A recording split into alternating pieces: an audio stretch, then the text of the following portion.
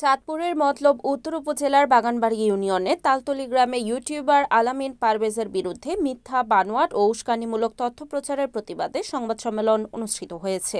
তালতলী গ্রামের মাঝিবাড়িতে এই সংবাদ সম্মেলনের আয়োজন করা হয়। এতে স্থানীয় লোকজন, শিক্ষক, হিন্দু মুসলিম সম্প্রদায়ের সাধারণ মানুষ উপস্থিত থেকে তাদের প্রতিক্রিয়া জানান।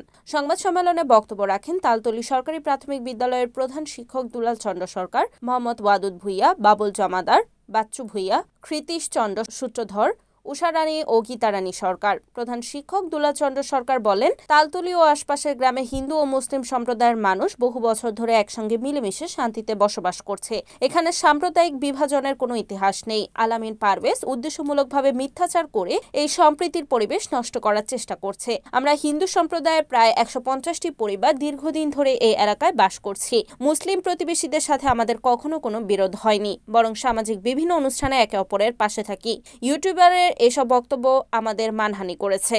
জমি সংক্রান্ত ইস্যুতে বক্তব্য রাখতে গিয়ে বাবুল জমাদার বলেন, যে জমিকে কেন্দ্র করে আলামিন পারভেজ বিভ্রান্তিকর ভিডিও প্রকাশ করেছেন সেই জমির বৈধ মালিক আমি নিজেই। আমার নাম যথাযথ দলিল ও কাগজপত্র রয়েছে।